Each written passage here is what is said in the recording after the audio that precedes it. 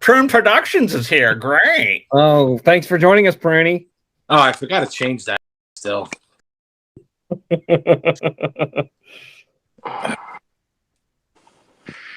Go.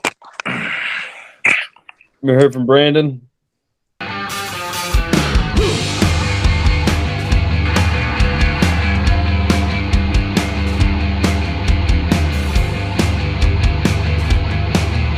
Hey everyone, welcome to another episode of Five Idiots Talking Toys. We have a special one tonight because we do have a wonderful guest joining us this evening. We're all excited to speak with him, and our good buddy John Walden has a connection that he set up for us. So we're excited to share our guest with you. First, I'm going to remind you to please subscribe to our channel on YouTube. You may be listening as well on Spotify or Apple Podcasts. We appreciate you. We have a lot more content on YouTube as well. So if you're listening to the full episode on your favorite podcast app, you can also visit our YouTube channel at 5idiotstalkingtoys.com. We'll get you there and see all of the other content that we put out throughout the week. There's some educational videos. There's some funny stuff, 2, 3, 5 minutes long. So that's a real easy video to check out. Please like the video and comment after watching this interview and let us know what you think. If you have any additional questions about this topic, we'd love to pass those on, and maybe we'll revisit with our guest as well. So I'm going to throw it over now to John Walden. All the boys are here, but John's going to introduce our guest for us, and we're going to jump right in. John, how are you tonight? I'm good, Shane. Thank you so much. I have to say that today it is great to be a Rossville Bulldog because we have a very special guest tonight. A friend of mine, we go back a long time. He was my drum major in high school. He was president of the Key Club when I was in Key Club, but now he is creative designer for theme parks, and his name is Mr. Eric Baker. Eric, how's it going, bud?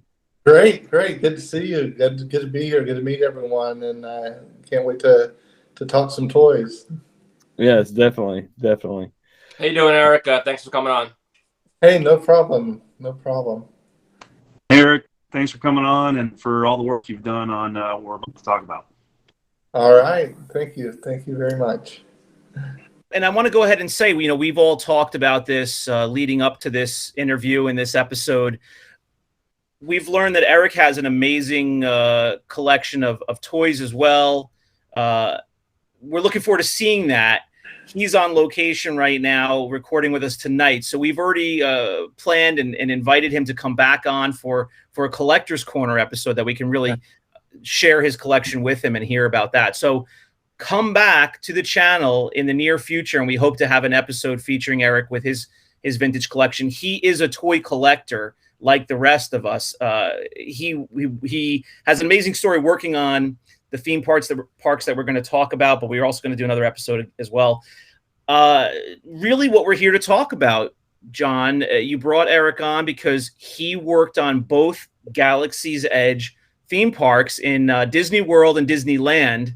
He's done a lot of other stuff as well. So we'll kind of hear a little bit about his background and the other things that he worked on leading up to that. But that's what we're really excited about as Star Wars fans, to hear about those parks. Eric, if I could just throw it over to you, if you want to give us a little bit of background, you don't have to go tell us what your whole life history, but where did you start? Now, I'm a graphic designer. I'm a creative director of a small ad agency. So I hear your title, creative director. And, I immediately realized he's a creative director, not like I'm a creative director. I want to do what he's doing. But tell us where you got started in the field that you work in now creatively. Well, a really abbreviated version. I started out in the film industry. I worked in film and television for about 20 years. I worked on probably every Nickelodeon television show that you guys saw in the 1990s that you may have grown up on. Everything from Double Dare to Clarissa Explains It All, Nickelodeon Guts, Legends of the Hidden Temple. I could go on and on. Pretty much everything in the 1990s on Nickelodeon, those live action, I worked on.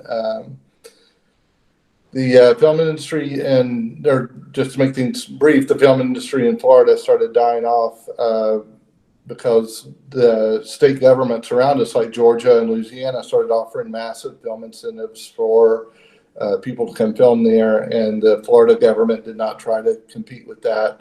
And so the industry kind of died off. And as that happened, I made a transition over to theme parks. And, one of the first to get my foot in the door, I took a job as a model builder for Universal Studios, working for Universal Creative. And one of the first jobs they brought me in on, they asked me if I could come in and help build a castle. And, after I came in and signed my life away on non-disclosure forms, it turned out that the castle was Hogwarts for Harry Potter.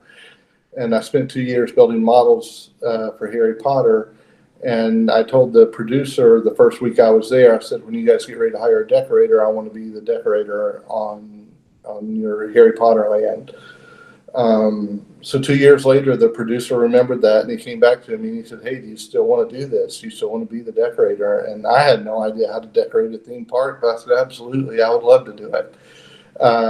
So I took that job, and we kind of changed the theme park industry with that. It was the first time somebody created a fully immersive world. When you're in these worlds like Galaxy's Edge and Harry Potter, you can't see the rest of the park around you. You're completely surrounded and immersed in these worlds. And so Harry Potter kind of changed the landscape of the theme park world and what people wanted to see. And just jumping forward a little bit, I got a call a few years later from Disney, and they said, hey, we're looking for somebody that can do what you can do. And I said, is it do what I can do on Star Wars? And they said, we'll get back to you, and just hung up. And 6 months later, the lady called back and picked up at the exact same spot where we'd left off and said, yes, it's Star Wars. And I said, yes, I can do it. I said, Star Wars is my Harry Potter. That's what I grew up on. That's what I love. And it's like the last thing on the bucket list. So absolutely, I will do it. So that is how I, became the creative director in charge of all the props and set dressing in Star Wars Galaxy's Edge. And at the same time, I was stupid enough to say, yeah, sure, I can do two of them at the same time, which I'll never do again. But it was great. It was an amazing experience. It was just really tough.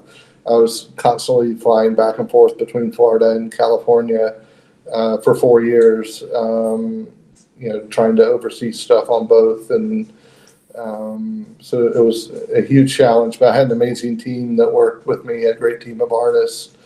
And we set up a shop. It was so cool. We had a shop at this top secret location in Orlando that was doing nothing but building Star Wars props. I mean, so every day I would come into work, and it's like, we're working on droids, we're 3D printing BB-8s, we're painting stormtrooper helmets. It was just like a dream come true, every day getting to come in and see and be a part of Star Wars.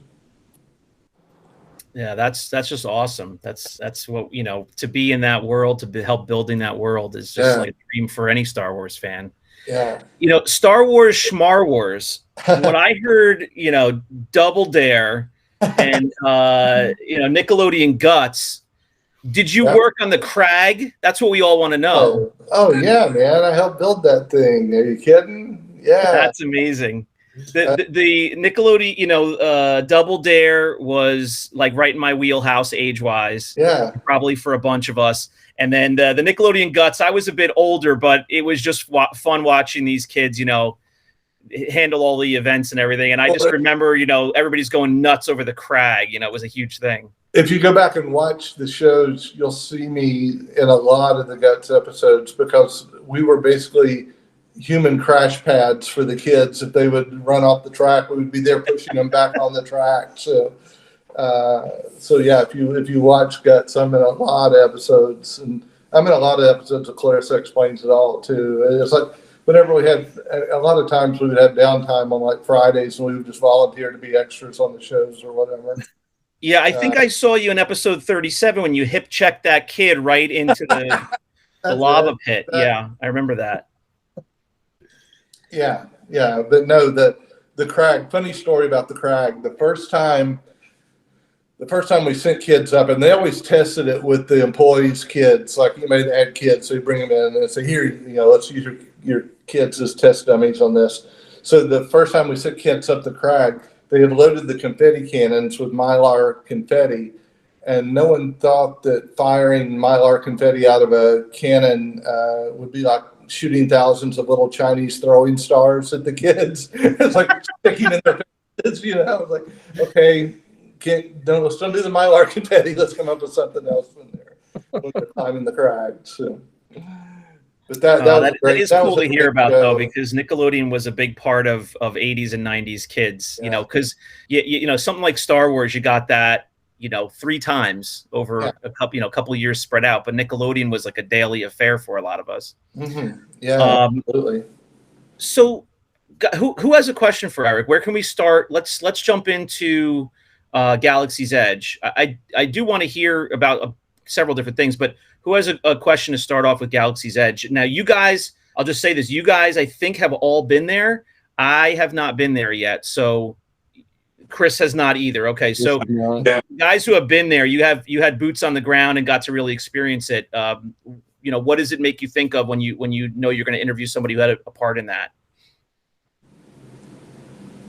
Oh, I thought Charles was going to say something, but I know when I went, I was blown away. I think Charles said he's been twice now. I've been once. I went last year, and you know, to just be able to walk through the gates into this other world and be completely immersed in Star Wars, like Eric said, was incredible. I mean, and I'm amazed at the detail. You know, there's one section that has like blasters and stuff, like just a crate full of blasters, and the detail on the blasters is, you know, everything is, I mean, with a fine-tooth comb, everything has been polished with a fine-tooth. It was amazing. Well, thank you. The hardest thing about Star Wars, even harder than the stuff I did for Harry Potter, was the fans have been building Star Wars for 45 years now, and they do an amazing job at it. And to be able to do as good a job as they can do, and hopefully better, was a real challenge. So, I mean, my whole team that I had working for me were like, you know, I had to hire major Star Wars geeks, of course, because they knew every little bit of it. And so, you know, the biggest challenge was being able to do something that would impress the hardcore fans, because they've done it so well themselves for so long, you know. Yeah, well, you guys did an amazing job. And I cannot remember for the life of me, forgive me, but I can't remember. There's a gift shop that I think it's a gift shop. Did you get into any of the gift shops decorations and stuff with the everything? Yeah. Okay, so you touched everything. It does, yeah. What's that? The one that has the Wampa in it, the stuffed Wampa? The Diagon, the Den of Antiquities. That was my Star Wars dream. We had so much fun in there, and there's so many Easter eggs and so many any little nod to something from a Star Wars book or from an animated series. Anything we could think of, we put in there, because this guy, Diagon, supposedly has traveled the world looking for these rare antiquities. So we were able to pull from every little bit of Star Wars knowledge we could come up with to create that place. And I was really just given carte blanche on anything I wanted to do. The only thing that really had to go through Lucasfilm was the Mandalorian's helmet and blaster hanging in there. And they were just starting production on Mandalorian when we finished that up. And so it went all the way up through Jon Favreau. I said, I don't care what it is. I said, I want something from the Mandalorian TV series to put in this place. And it, went all the way up to Favreau, and he said, give him the blaster and give him the helmet. And to me, I don't know, maybe I'm dreaming, but to me that means somewhere in the Star Wars canon, somehow Mando's helmet and blaster, 40 years in the future are going to end up at Diagon somehow. Yeah. They had to get there somehow. So, and it's funny, a big thing that's come out lately is, I mean, not spoiler alert here if you're not up on Book of Boba Fett, but there's a little piece, we had bought all this chainmail from this vendor in India that we were dealing with who sold a lot of stuff to the Star Wars films. And we just used the chainmail all around the store, just those little pieces here and there, just as decoration. And so there's one that we just happened to hang over a Mandalorian flag. And we do nothing about Grogu and nothing about him having armor made, by the Mandalorian armor. And so now it's blown up all over the web. Everyone's speculating that we knew years ahead of time. And so we put Grogu's chainmail in there, and it's like we had no idea. It was just a piece of chainmail we hung on the wall. I knew it. I knew it. Yeah, but it's so funny. I've had there's a magazine called Attractions Magazine that reached out to me and wanted to know. They're like, did you know this far ahead that this was Grogu's armor? I'm like, it's just a piece of chainmail that we hung on the wall. It's like we had. Eric, I have a question. Personally, maybe the Mandalorian writers went in there and saw it and said, "Hey, let's write this into the story." That's true. Could be. Yeah. Eric, so they purposely built the park to last, past the typical 35 to 50-year-old person, that remembers Star Wars vividly. They did that on purpose to attract attention from the younger age group there with, the new movies and stuff. So that's obvious walking through the park, but there's little throwbacks here and there where you just notice in every little shop, like the droid builder shop there, where you see the 21B behind, like the little fence that's there, basically in the little cabinet, and then the biker scout helmets that are interspersed throughout the land there. So how hard was it to not build the park that everyone knows from the original trilogy and just try to step away from that and then move it forward to, what Disney was looking for, which is the future generations? Well, it was hard at first because, I wanted Tatooine or Hoth or something like that. But, when you buy into what Disney's trying to do is they want you to have your Star Wars adventure. So it needs to be a world that you've not visited in the films for it to really be your adventure. And I bought into that. And by buying into that, it gave us the opportunity, though, to bring in as much history as we could from that universe. Because when you're doing an immersive world like that, it's all about the storytelling. And by adding all this stuff from the past, it makes the world more believable, I think. When you go into, did you do the lightsaber experience, the Build-A-Saber? I haven't done it yet, but I've, seen and talked to a bunch of people that have. Well, when you do get to do it, when you first enter into the Saber experience, you walk into what we call the vestibule, which is a workshop for Subby, the Saber builder. It's his workshop, and you pass through it very quickly, which I hate because it's so rich. There's so much stuff to take in there. But part of our story with Sabi is that at one time he had been a biker scout. So if you kind of look around, well, first of all, there's a speeder bike parked outside that he's modified into a scavenger bike, and then inside, like, there's an apron hanging on the wall, and the top part of the apron is made out of a biker scout's chest piece. And if you kind of look around, you'll see old stormtrooper pieces of stormtrooper armor and stuff around that little room of his, around his workshop. So it was really cool to get to be able to tell stories like that and to dig back into the past. And even in the droid shop, like you were saying, we tried putting as many pieces of as many droids in there as we could think of. There's even Hu Yang, who was from one of the animated series. His head is in there, and there's, we tried just as every droid we could think of, we tried to have a piece of them somewhere in there.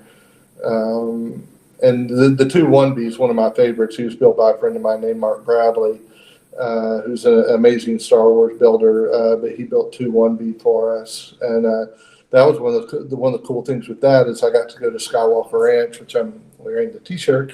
And I actually got to spend the night at Skywalker Ranch twice and got to spend days in the archives going through. I mean, you walk in this place and it's like, it's not just Star Wars. I mean, it's the Lucasfilm archives. There's, the Ark and the Holy Grail from, Indiana Jones and Howard the Duck. Howard the Duck was there. And, no matter how good or bad it was, everything from Lucasfilm was there. But the coolest thing for me was it was mostly Star Wars and just seeing, these real pieces of Star Wars was like, visiting friends from my childhood, kind of, because they were, things that were very dear to me as I was growing up. Eric, I had a thought that was kind of piggybacking off of Brandon, a similar follow-up.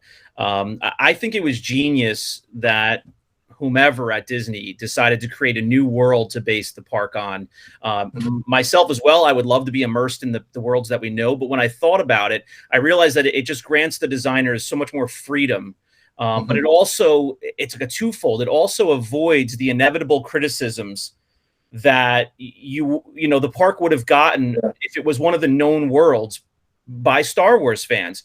You would have had fans in there saying, oh, that's not right. That's not supposed to be there. So it avoided that and took that out of the experience of being in the park. You don't have to be analyzing stuff in that way is my guess. My question is in the process, and you spoke to this a little bit, in the process, where was the divide for you of being true to Star Wars that we all know and creating something totally new? Now, I'll sort of half answer because you kind of did already. It sounds like you had to make up some backstories that you could then pepper into the park, and that's where you could bring in some of the elements that we know by some of these new characters' backstories and whatnot. Is that accurate? Yeah, absolutely. I mean, and we did that throughout the park. I mean, like in the there's a toy shop, the Toy Dairy, and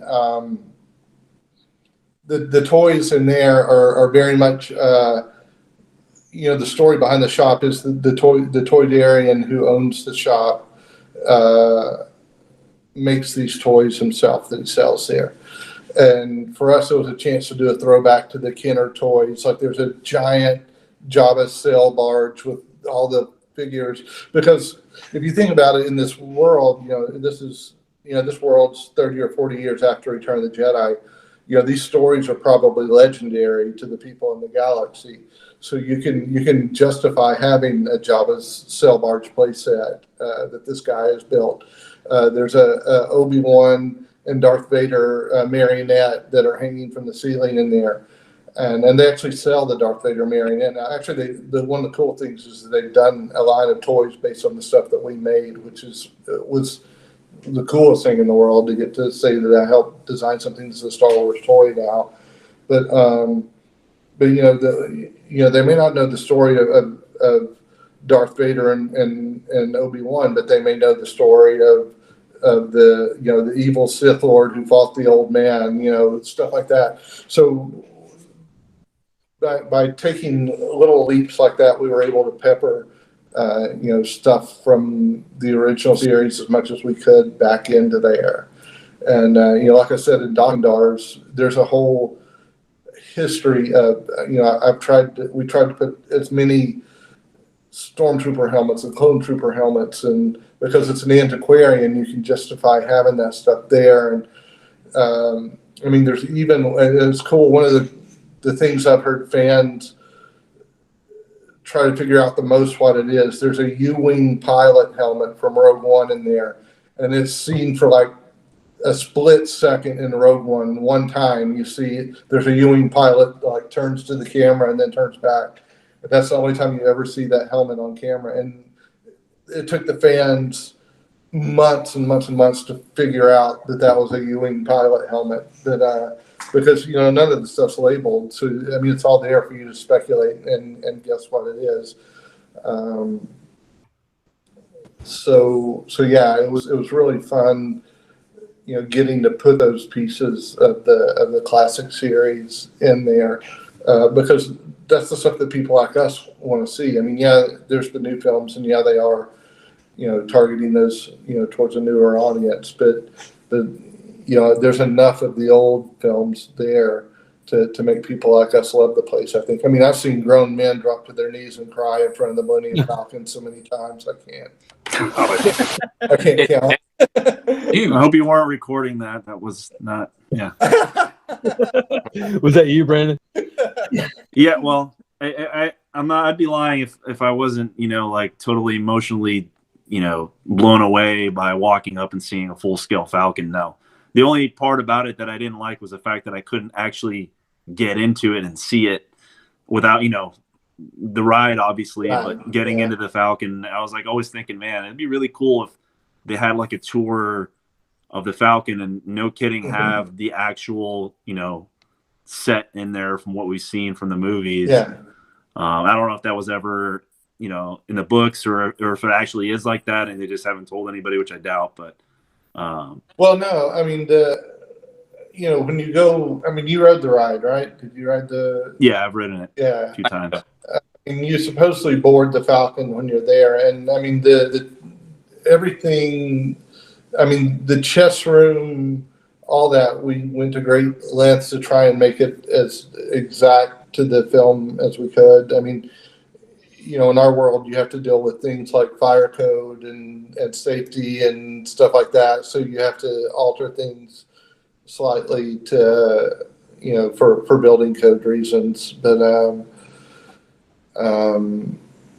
I mean, even when you're in the cockpit, it's pretty authentic except for the extra seats that they added. But if you look at the floor when you're in there, you can see there's little imprints on the floor where the old seats used to sit, so it looks like they moved them and added them. Like Hondo, the guy who runs the place now, like he added those seats for what you're doing. I mean, it would have been great to have a tour of the Falcon, but it would have just been a walkthrough thing, and I think they wanted you to really be able to experience flying it. I think. No, yeah, I'm happy with the way they did it. Because especially with the ability to like walk out. I think when you're walking in and there's a bunch of people around the chess table or whatever, different parties trying to get in different color codes and all that. But I remember walking out of the ride the first time and everybody had left, and then my kids were kind of ahead of me, and I look back and I'm like, wait, look, this is perfect picture. I was like, take a picture. I'm the only one here sitting in front of the chairs, Well, I mean, I've got a story when I started working on the project, the first thing they did was they flew me to California to meet everybody that's working on it. And then they put me on a plane to England, and I, went to Pinewood Studios, flew all night, landed at 7 a.m. in England.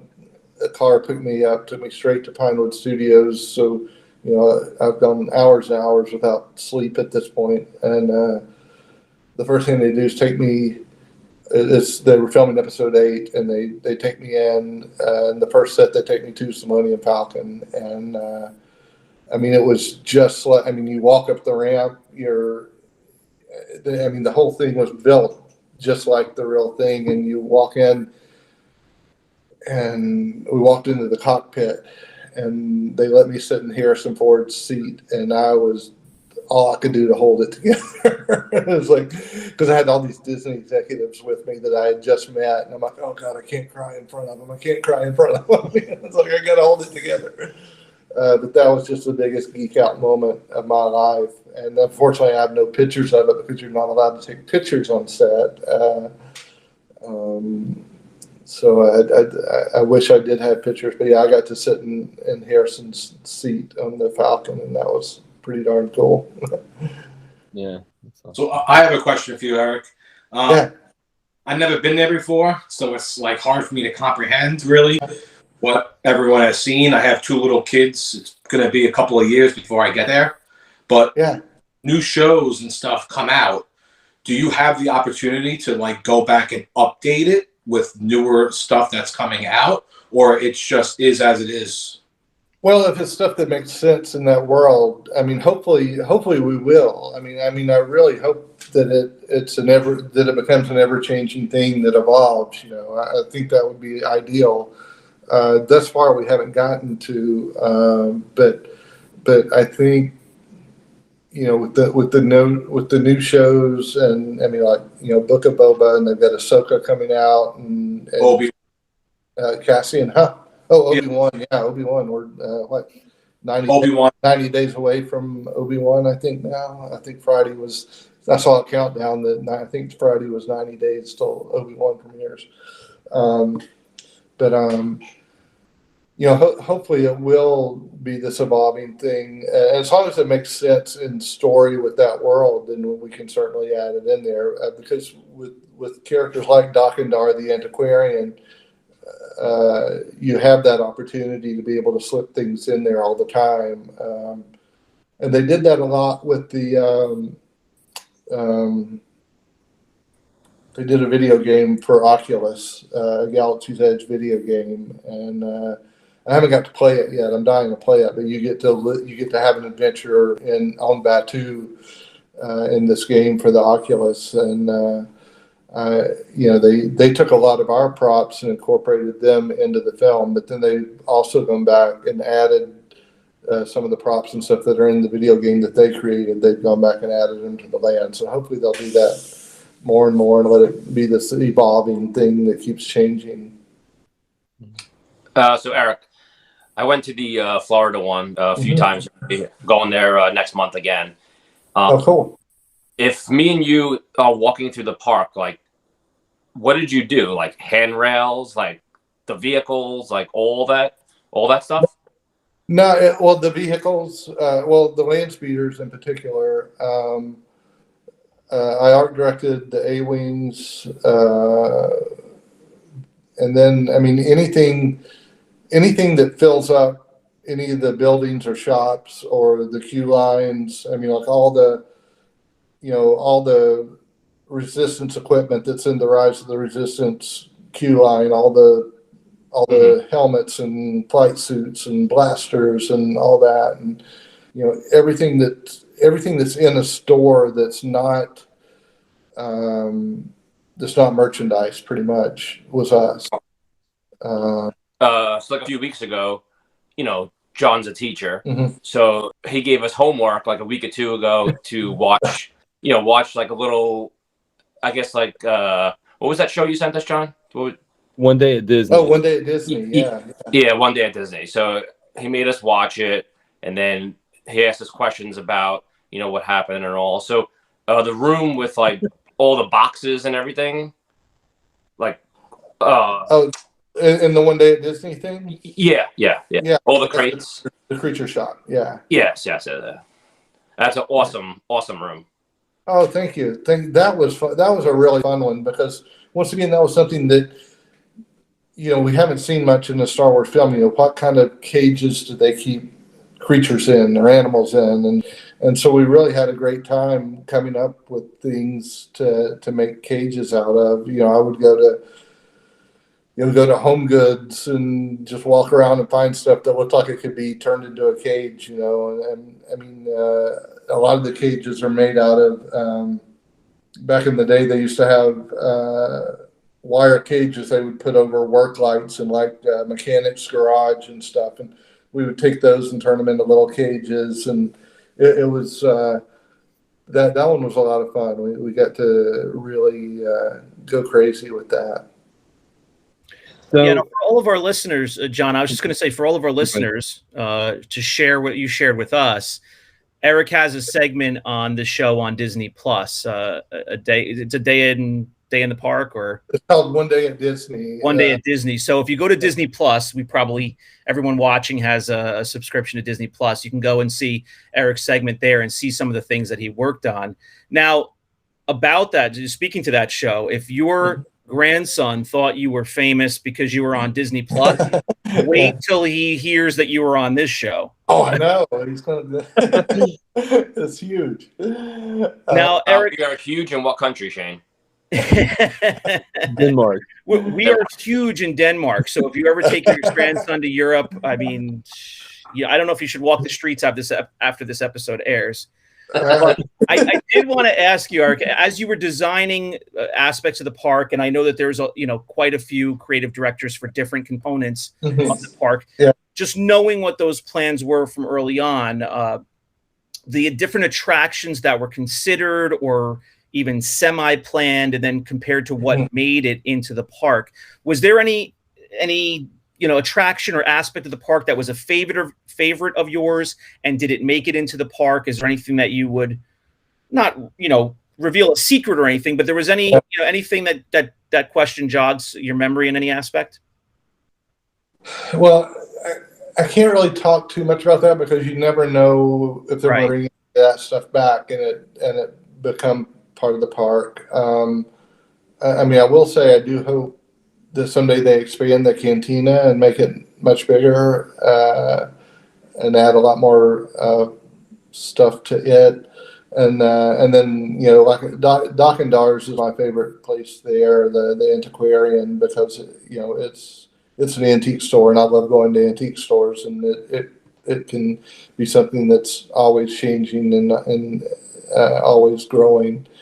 It sounds like it's a Star Wars museum within the park of some. It really is. It really is, and there's so many things, and I can't even start to name all the Easter eggs and stuff that we put in there. But I mean, there's some really obscure stuff like.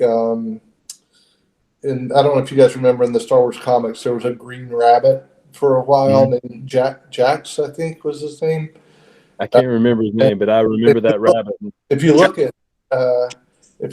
the necklace around Dakandar's neck, there's a green rabbit's foot on there. Oh, that's funny. I'm not saying it's Jax, but it could be. Name was Jackson. Because I tried buying the comic because I had a son that was just born like 4 months ago. Named him Jackson. Oh, cool. So I wanted to buy the comic of the first appearance of Jackson in the Star Wars comic. Oh, awesome. Well, there's a Black Series figure out now of him that HasLabs is selling, Hasbro. Yeah, they've got a really cool figure of him that's out now. Well, I'm glad you gave us some background because I saw that figure. And I'm not that familiar with the comics. And I said, who the hell is that? Yeah. Where is there a giant green rabbit in a spacesuit in Star Wars? Yeah. It's comics from back in the day. It's from the original comic series that Marvel did. Wow. Yeah. So I know you and John go way back. And you should know that John is a huge B-Wing collector focus guy. And okay. He keeps claiming that the face has 16 face variations. Is there any way that you're going to put that into the park of the 16 faces? 16 faces. I'm sorry. What did you say? 16 facial expressions of the B-Wing pilot. Oh. He claims there's 16 variants of the vintage B-Wing pilot figure because they make different faces. Yeah. Oh, I've never heard that. No one's ever heard that. No one has. Every B-Wing collector has heard that. If you're a B-Wing fan, then John, you're going to like this because I did put a B-Wing Easter egg in there. The Saber Builder shop that I was telling you about, when you walk into the Build-A-Saber, his desk with all of his stuff sitting on it, if you look closely, there's the orange rising sun off of a B-Wing on the side of it. It's supposed to be the hull off of a B-Wing that he used to build his desk out of. Oh, nice. So that's a little tribute I did to the because I love the B-Wings too, and so I did a little tribute to him. So to the B-Wing. So the desk has if you look, there's stuff piled all over, but you'll see the orange marking on the side of the. That says it's off of a B-Wing. John's pants just got a little tighter. All right, folks, we are going to take a pause here in speaking to Eric Baker. Thank you so much for joining us for part one of this interview about the Galaxy's Edge Park at Disney World and also at Disneyland in California. It was really interesting to hear how he got started with Nickelodeon and Universal Studios and the Harry Potter world that he worked on before Galaxy's Edge. So come back and tune in next week for part two of this episode. We're really interested to hear more about the details and the thoughts that he has on the public's reaction of the parks. Please subscribe to the channel, like this video, and comment if you have any thoughts on your experience at Galaxy's Edge. We'll talk to you soon. Good night, everyone.